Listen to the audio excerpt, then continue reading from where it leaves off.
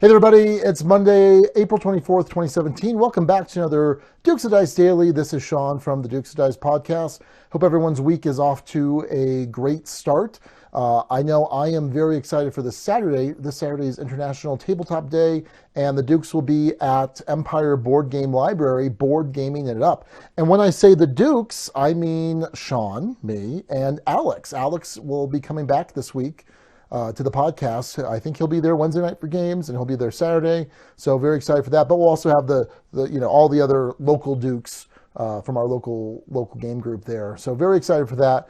I did want to mention it is Monday, so that means there's an episode dropping today, or dropped earlier today. This was episode 140, simply titled "I Know," which is a reference to Star Wars. That's what Leia says to Han, "I love you," and he's like, I know, because he's such a scoundrel. Perfect title. And we're also talking about relationships. We had a fantastic guest, Rob Rouse from Blue Peg, Pink Peg, one of my absolute favorite podcasts. Very excited. I think it was if I do say so myself, I think it was a fantastic episode.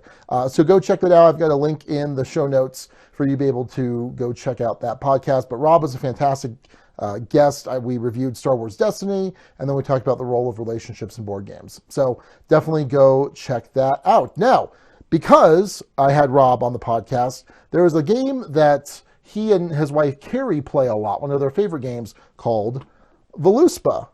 Here it is. And, he said, hey, you guys have never talked on the podcast. Can I talk about it? I said, yeah, absolutely, because I've never played it. I've been listening to Blue Peg, Pink Peg for like 3+ years, and I'd never played it, even though I've heard them mention Voluspa countless times. So I said, you know what, I'm going to pull the trigger.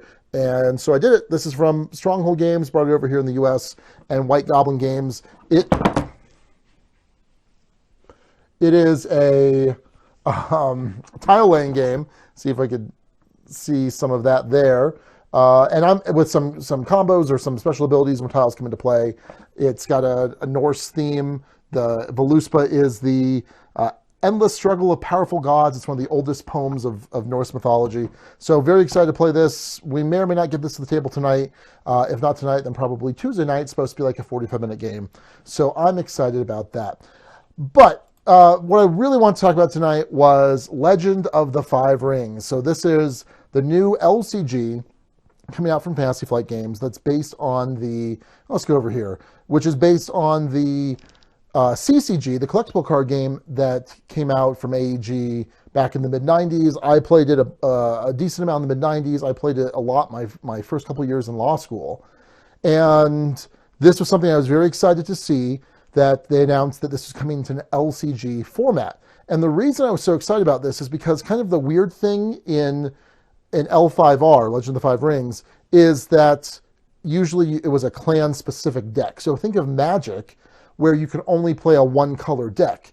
And pretend Magic has, instead of 5 colors, it has like 10 colors. So every time I would open a box of L5R cards, there's a bunch of cards that I wouldn't use because I primarily would play Spider. I'd play Mantis, the different clans of Rakugan. So that was always kind of frustrating to me. And it was helpful if you had a play group where you guys would just kind of trade and be like, hey, you're going to play Crab, here are all the Crab cards, and you're going to give me all of your Mantis cards or whatever. So this is the re-implementation of the original CCG. And we were told at Gamma that, well, the rules are going to be different. It's not going to be fully compatible with it's not going to be compatible with the old game, and it's going to be a little bit different. And I'm like, okay, that's fine. Holy cow, it is way different. I mean, there are certainly elements to it that you, if you're a L5R player, will recognize, but it is a very different game. So what was cool was they just put out, Fantasy Flight just put out this little information about how the game's going to play. It doesn't tell you everything, but gives us kind of an idea. And actually, this was brought to my attention by Mike Risley. He's a listener of the podcast. He also has the 5x podcast, which you guys should go check out. In our Patreon Slack channel, he mentioned it there. And one of the things that did disappoint me was important note. Here it is right here. By the way, this art is gorgeous. Important note, though only one core set's needed to build decks, you're going to need 2 or 3 if you're going to want full sets of certain cards. And I was under the impression that it was only going to be 2 core sets. So there are some cards you only get 1 of in the core set, so you need to buy 3 core boxes. Ugh. All right, well, I mean, I've done that plenty of times with other LCGs. I was hoping to not have to do that here, but that's fine. But yeah, let's look at this art, right? I mean, this is fantastic art. It's just beautiful. Not just the art, but the graphic design. I mean, they're kind of like pastels. And this base game is going to have like the 7 main clans of Rokugan. It's got the lion, the scorpion, the unicorn, the crab, the crane, the phoenix, and who am I forgetting? The dragon clan. Yeah. So very, very excited for this. None of the original 7 clans are necessarily my thing, but it'll be nice to be able to have a card pool where I can actually build multiple decks. So just kind of going through some of the different rules. So now if you're not familiar with L5R at all, this is kind of how the game gets set up. So you have 2 decks. You have the Dynasty deck and the Conflict deck. And the Conflict deck used to be called the Fate deck. And you have these different provinces, and these represent areas that you control, and your opponent is trying to destroy these provinces. You also have a stronghold, which is kind of like a starting resource for you, gives you some special ability, gives you some resources, but it can also be attacked at a certain point, which is different from the base game. So this is kind of how it's set up. Cards from your Dynasty deck go into your provinces, so that's how you'll be putting them into play. Cards from your Conflict deck, you're going to be drawing through a very different draw mechanism that you'll see later. And then there's, this is the play area where you're putting these cards into play. In the CCG, the main resource was gold. Here it's, I think it's called Fate. Yeah, it's called Fate. So what you do when you put a card into play, so this Matsu Berserker, for example, costs 1 Fate. It's up here in the upper left-hand corner. And when you put it into play, you pay 1 Fate. Now, this is a resource that you have, and you put a token on him because I guess at the end of a turn, you're going to take Fate off. And if there's no Fate on a character, that character goes away. And you can put excess Fate on them at when they come into play, so they kind of stick around longer. That's really different. That's a really different thing. It makes it. I like the concept. It's different than L5R, but I like the concept. I'm keeping an open mind here. Honor is an important concept in the game. So basically, in the original L5R, there were 3 main ways to win. Either a military victory where you destroy your opponent's provinces. There is the Enlightenment victory, which to my knowledge didn't happen that much. And that's where you're able to put all 5 of the elemental rings into play. That's what it's called, Legend of the 5 Rings. And then finally, there is an honor-dishonor victory where in the original game, if you get 40 honor, I believe, you win. Or if you force your opponent to drop below negative 25 honor. I have to double check those numbers, but from what I remember, it's been 8 years since I've played last. Yeah. Anyway, so that's the different win conditions. So here, honor is dealt with in a little bit more of a streamlined way. Before you built a deck where it's like, I'm going to win by honor. That's what this deck is going to do, or I'm going to win by military. And so like you can see here, this card, this blackmail card, it says play only if you're less honorable than your opponent, which is very thematic, makes sense. Now, one of the ways that you're going to interact or that you're going to be exchanging honor is during the conflict draw step. So when you want to draw cards from your conflict deck, you're going to bid an amount, I think it's between 1 and 5. That's how many cards you're going to draw. But in this example, so we have this player on the left that bid 1, this player on the right that bid 5, so they draw 1 card and 5 cards respectively.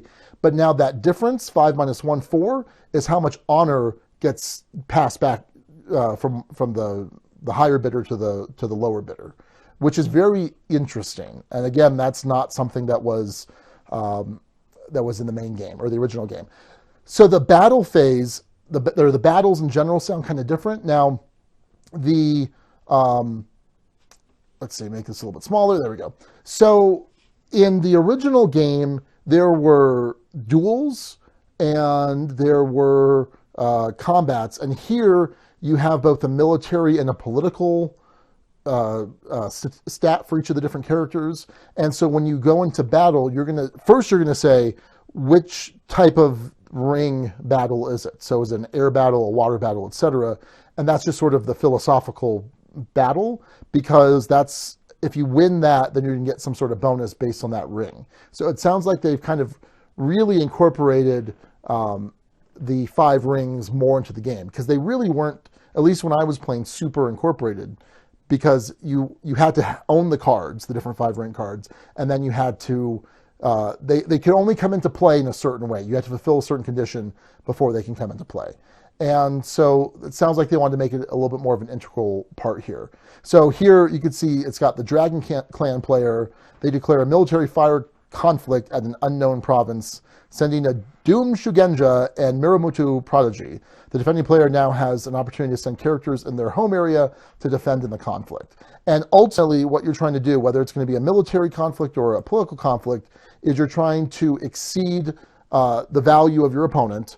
And if you're at their province, and if you exceed the value by a high enough threshold, the break point of that province, you then destroy that province. So that's similar, but it looks like it's doing some things differently. And here you can see it kind of outlines a card here. Obviously the cost, the military skill, political skill, and glory. And I kind of talked about the different paths to victory here. And you could see here, so these are some different cards, or different art style, right? This is the different ways of the various clans. And so they kind of did this Japanese watercolor style for these cards. Really sets them apart.